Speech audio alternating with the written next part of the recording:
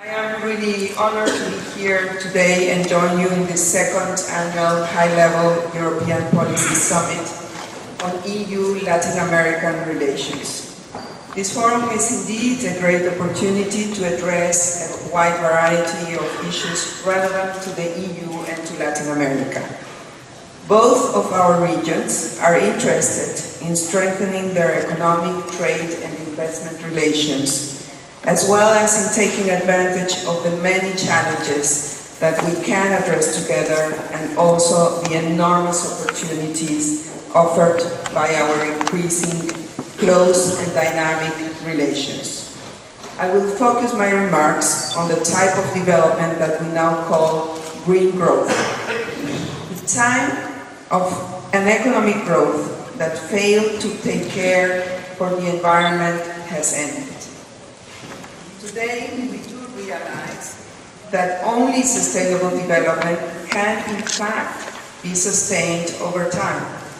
Today, we are all obliged to promote and strengthen development on the basis of principles that ensure sustainability. I am fully convinced that green growth and development, that is to say, sustainable development, not only enhances our health and quality of life, but also strengthens our economies. Producers, consumers, and all stakeholders involved in the economic processes must realize that green can also mean business and profits. Caring for our environment is far from being an expense. It is indeed an investment that pays off in the short and medium term. As we all know, climate change and global warming are one of the greatest challenges humanity is facing today. Climate change is no longer simply an environmental problem. It became a global challenge that demands changes in the way we produce, we consume, and we live. In the 16th Conference of the Parties of the UN Framework Convention on Climate Change, held in Cancun at the end of last year, we were able to achieve a significant commitment on national goals for mitigation, as well as on deforestation and transfer of financial resources and technology to developing countries to move to low-carbon economies. We also made progress on the establishment of a climate fund, the Green Fund, which shall mobilize by 2020 $100 billion in order to ensure that at a global level we can develop an ambitious agenda designed to address the negative effects of the ongoing environmental degradation. Although these agreements are still insufficient, given the enormity of the challenge, they do provide greater transparency and certainty for business to join the efforts of governments and society in the transition to a sustainable economy. Green growth seeks to foster a dynamic and sustained economic expansion and to stimulate the development of appropriate technologies and industries to tackle global warming. But it goes further than that because it involves a change of lifestyle. Change not only in our way of producing and distributing, consuming and saving, but also in our way of thinking. It is, in this sense, indeed, a new culture. To make growth and green compatible concepts, business and governments must accept without hesitation the need to move forward towards a new development model. The way of doing business has changed continuously, and today, world demands significant changes. A few years ago, environmental issues were on the periphery of business concerns. They were generally excluded from decisions about strategy and growth plans. Fortunately, a growing need to protect the environment, one that refocuses the business development models, encourages investments, and affects the structures of production and distribution. This awareness is influencing corporate structures in all aspects of the business organization. Nowadays, sustainability is becoming a priority for politicians, businessmen, researchers, and little by little, each and every one of us. We must ensure that this concern remains at the top of our priorities because our well-being and perhaps even the survival of our species depend on it. In June 2010, at the Summit of Leaders of the United Nations Global Compact, we learned the results of one of the most comprehensive sustainability surveys conducted so far among top-level businessmen. Presidents and executive directors from many industries and regions recognize the importance of environmental protection for their business. 96% claim to be convinced that sustainability issues should be fully integrated into the operational strategies of their companies. 93% said that sustainability is central to the future success of their business. 91% said that in the next 5 years, their companies will use new technologies to meet consumers' interests and preference for green products. And 88% were convinced that they should integrate sustainability concepts and practices throughout its supply chain. Unfortunately, not all companies in the world think this way, and not all governments in the world have developed the kind of awareness. For that reason, it is very important that we promote the economic and social benefits of sustainable development. The changes are encouraging, but they are still insufficient. We can still do much more in order to make businesses and public policies more sustainable, to bring about a prosperous and sustainable future for the benefit of all. The question is how to reach that future. The path to a sustainable development will be provided by technological innovation. Innovation will pave the way to sustainable growth based on a lifestyle that is committed to environmental stewardship. Companies and governments have the capacity and therefore the responsibility of promoting the development and spread of goods and services that can facilitate the transition to a cleaner lifestyle. Innovation also helps to develop new ways of doing things more efficiently. It is the key to achieving sustainable growth, to gain competitive advantages, and to achieve economic and social progress. It is a fact that green growth will open up new opportunities for businesses by creating new types of industries and services. Some studies indicate that by 2050, the market for products with low or no carbon will be worth $500 million or more. This means that companies who choose not to modernize will gradually but irrevocably lose their market share. Those who choose to be part of the change will benefit and gain better access to public and private funds for the development of technologies, services, and products. Given the emergence of low-carbon economies, companies that do not provide appropriate policies and programs will observe a reduction in their margin of global market share. That is to say, the companies that do not adapt in order to adhere to sustainable principles most likely will not survive. I have found that the private sector believes in the importance of developing a green and sound economy. Companies are increasingly investing in green initiatives, not only to comply with regulations and official standards, but also to reduce costs and gain a competitive advantage.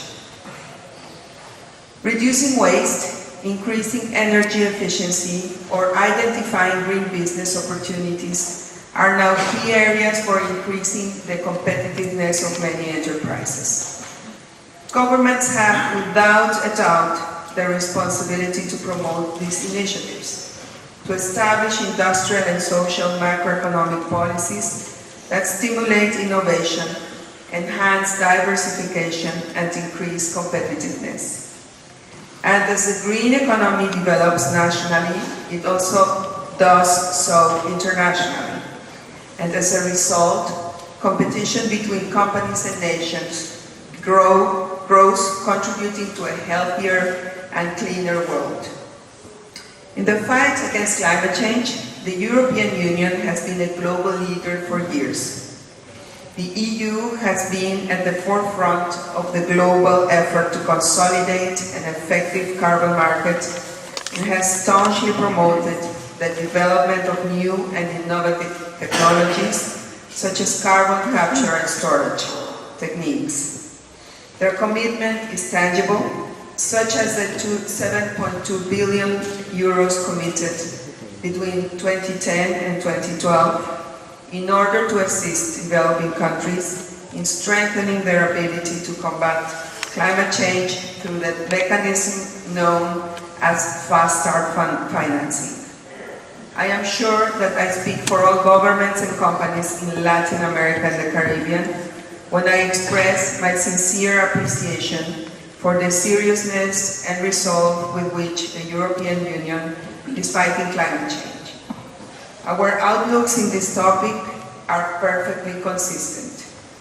Latin America and the Caribbean is one of the regions that have grown the most in recent years, posting consistently some of the highest growth rates in the world.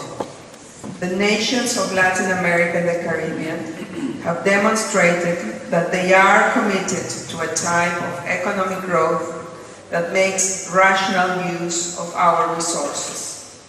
We seek a new and better international role in the world, but we have refused to achieve it by destroying our natural resources.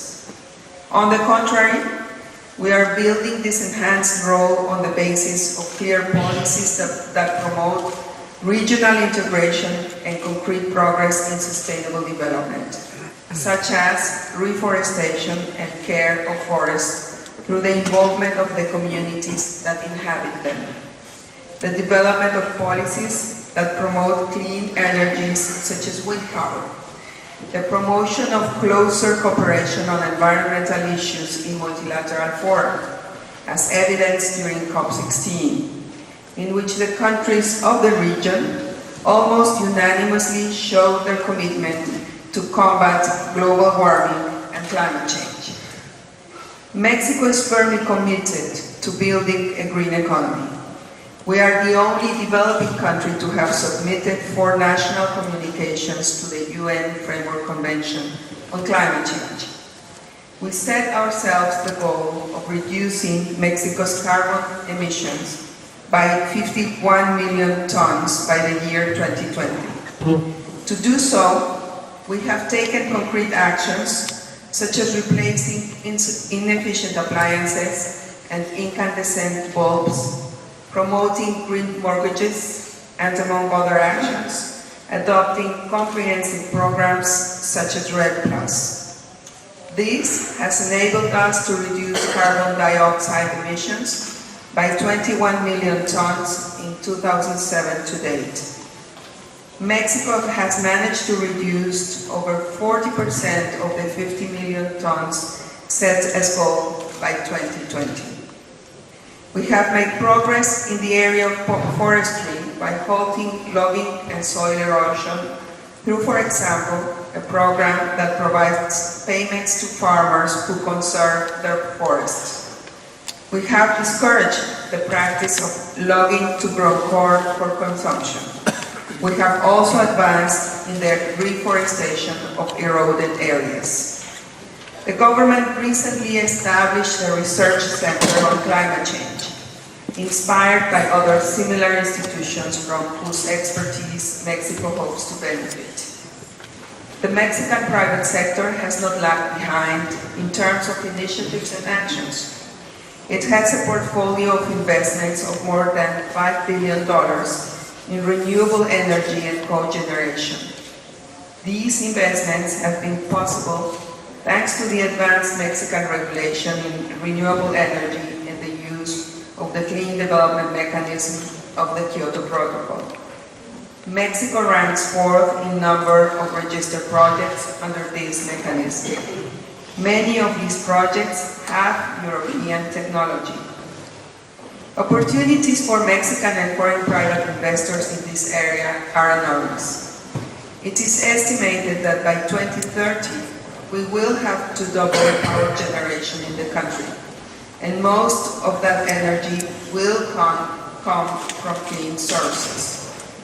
Mexico is seriously interested in and committed to working closely with you to build together a sustainable economy, one that is more prosperous and equitable.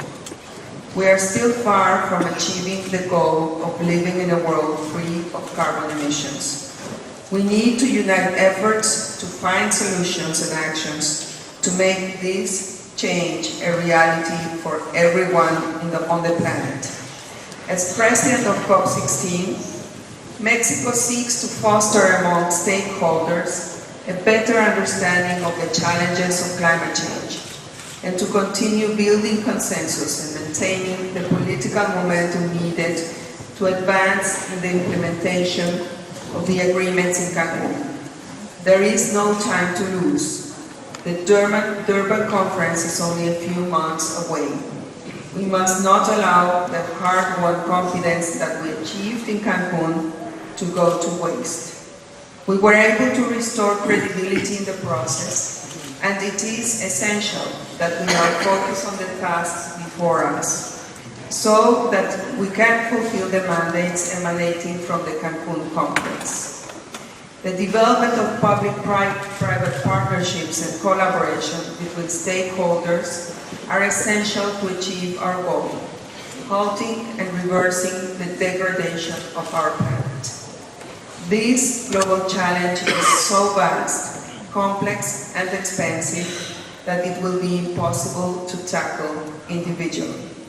I would also like to stress that in this challenge, I really am convinced that the European Union and Latin America all together have to work together. And I want to share with you also that in our experience, building up towards the Cancun conference, one of the main elements was to get as much support from the Latin American and Caribbean countries as possible in order to be able to achieve the result that we were able to achieve. At this point, we are in a critical stage where we need to put in place the Green Fund, we need to put in place the Adaptation Committee. We need to be able to put in place, or at least set the basis for all the different elements in the climate change international architecture, so that by the time we get at the end of the year to the Durban conference, the faith and confidence in the process is still there, and we can go even further beyond in commitments. The deal that we were able to achieve in Cancun was significant, but it is very clear that it's very vulnerable to any kind of disruption. So we really need to stand together. We need to have the leadership of the European Union, and I am convinced that if the European Union works together with Latin America and the Caribbean, including the private sector, so that they take advantages of the many opportunities that there are in Latin America and the Caribbean, we will be able to make a significant contribution towards a much more comprehensive and ambitious global agenda on climate change. Thank you very much for your attention.